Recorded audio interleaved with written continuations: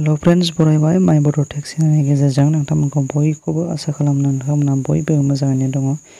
दायो बे समाव मोनसे आत्मनिर्भर आसाम स्किम बेनि अफिशियेल साइटआव दंफैयो एबा बिनि माखासे निउ आपडेट लाबोनाय बेफोरनि माखासे सोमोन्दै बे भिडिअ'आ जागोन। जायफोर नोंथांमोना गोनो गोथो जानानै दं नोंथांमोननि थाखाय बे भिडिअ'आ निस्सय क्लियार जागोन। आं बेखौ नोंथांमोननि थाखाय बेनि थाखायनो शेयार खालामनो नाजादों जे एप्लाइ खालामनो सानदोंमोन नाथाय क्राइटेरियाया मिलायगोन ना मिलायला बेनि सोमोन्दै आरोना। जायफोर नोंथांमोना बेफोरबायदि माखासे कनफिउजनाव दङ एबा मेट्रिक पास जाथारनांगौ ना जाथारनाङा एबा मा होनना बुंदों HSLC ना HSLC माने पास जाथारनांगौ ना जाथारनाङा बेनि बागैबो जों मिथिगोन आरो एजनि सोमोन्दै आरोना एजनि सोमोन्दै जों क्राइटेरियाया गोरोबगोन ना गोरोबा आरो मा नांगौ बेनि सोमोन्दै आरोबाव फिन बे भिडिअ'आ नोंथांमोननो क्लियार खालामनानै होनो हागोन। बेनिखायनो नोंथांमोना जोबजासिम नाय। जायफोर गोबां कनफिउसबो दङ आरो नोंथांमोना सोरबा इमेलनि गेजेरजों कमेन्ट खालामहरदोंमोन। दायो बेनि थाखाय बे भिडिअ'आ एसेबाबो क्लियार खालामगोन। बेनि थाखायनो नोंथांमोना जोबजासिम नाय। जोङो बेवहाय मा होनदों 23 सेप्तेम्बर खालि बियो मा जाहैबाय लान्च खालामजाबाय नङा होमबा आरो अनलाइन पर्टेलाबो गेवबाय मोनायाव। बेनिफ्राय नोंथांमोना बेनि माखासे एलिजिबिलिटि क्राइटेरियाखौ सिगाङाव बेवहाय जाहोदोंमोन ना बेहाय बेंकनि डिटेल्सखौ होनाय जायाखैमोन। उनावहाय बियो आपडेट जादों। उननि समाव गासिबो आपडेट जाफिनजोबदों। लास्ट डेटनि माखासे टाइमाबो एबा डेटआबो बेहाय आपडेट जाफिनदों। बेनि थाखायनो नोंथांमोना नायदो बेहाय मा होनना बुंदों बेयावथ' नोंथांमोना नुखाबाय नै बेयो सिगाङाव जेरै दं बेनो दङ आरोना। ओमफ्राय बेनिफ्राय नैबे बेंक एकाउन्टनि सोमोन्दै जा 1 डिसेम्बर 2023 बे बोसोरनिनो खमावनो माने डिसेम्बर थांनाय 31आवनो बेयो एकाउन्टआ एबा बेंक एकाउन्टआ नोंथांना खुलिखानाय जानांगोन होननानै बुंदों। अब्लासो नोंथाङा हागोन। गोदान दायो गोसो जानानै खुलिब्रबोबा एबा इमिडियेटलि नोंथाङा खालामनानै लाब्रबनाय बेनि थाखाय नोंथाङा जानाय नङा आरोना। बेनिफ्राय जोङो मेन अफिशियेल साइटआव थांथारनानै जों नायगोन मा गोदान आपडेट होदों बेखौथ' जों सिगाङाव नायखाबाय।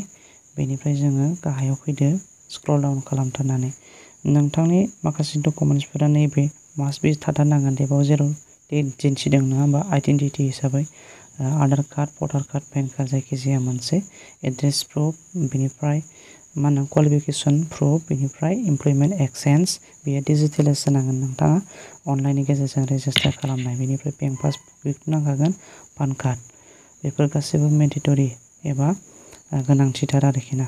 नोंथाङा बेहाय नुनो मोनखादों 23निफ्राय अनलाइन एबा रेजिस्टारनि थाखायल' दे बेनिफ्राय एप्लिकेसन फर्म फिलआपनि थाखाय बियो गोदान आपडेट लाबोगोन। बेयाव आपडेट होथ'नाय जायाखै।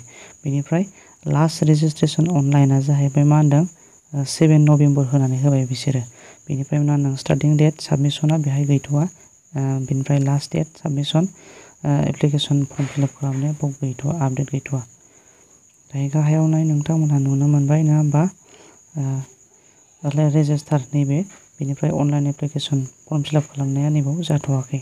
बेनिफ्राय जों अफिशियेल माखासे नटिफिकेसन स्किमनि नटिफिकेसन बेखौ जों मेनलि बाव नायनानै मिथिनानै लाग्रोनि। दायो जोङो मेन अफिशियेल साइटआव हाबबाय नङा होमबा। दायो जों बेयाव मोनथामसो माखासे कनफिउसफोरखौ जों मिथिनानै लागोन। 2A सोरनि आरो 5A सोरनि नङा होमबा। जों बेखौ माखासे कनफिउस जादोंमोन। जायफोर प्रफेसनेलि माखासे कर्स गोनां एबा गिदिर कर्सफोर गोनां जेरैहाय मा होनना बुंदों बेवहाय 5 लाख सिगाङाव जों MBBS बायदिसिना कर्सफोर गोनां नङा होमबा। बेफोरो जाहैबाय 5 लाखसखौ मोनगोन। जेरैहाय नैबेहाय दङ जोंनि degree holders in professional course like engineering MBBS माने BDS भेटेनारि फिसारि बा एग्रिकालचार एबा हर्टिकालचार बिथांमोननि प्रफेशनेल जायफोर बिथांमोना बेखौ 5 लाखखौ बिथांमोना एलिजिबोल जागोन। बेनिफ्राय 2 लाखआ जाहैबाय मा पस्ट ग्रेजुवेट जेनेरेल ग्रेजुवेट बेनिफ्राय पलिटेकनिकफोर पास जानाय टेक्निकेलि मेट्रिकुलेसन जायफोरनाखि क्लास 10 बा क्लास 10निफ्राय आप टु माने मेट्रिक पासनिफ्राय आरोना SC ST OBC जों बिथांमोना माने नैबे 2 लाखसखौ मोननो हागोन। बेनिफ्राय जोङो एज क्राइटेरिया एजआ जोंहा बेयो मोनसे गोदान आपडेट सिगांनि बायदि नङा बेयो। जोङो सिगाङाव मोननो हादोंमोन 18 इयार्सनिफ्रायनो आप टु 18निफ्रायनो एबभ बेसेबांमोन 40 इयार्ससिमा मोननो हानायमोन नङा होमबा।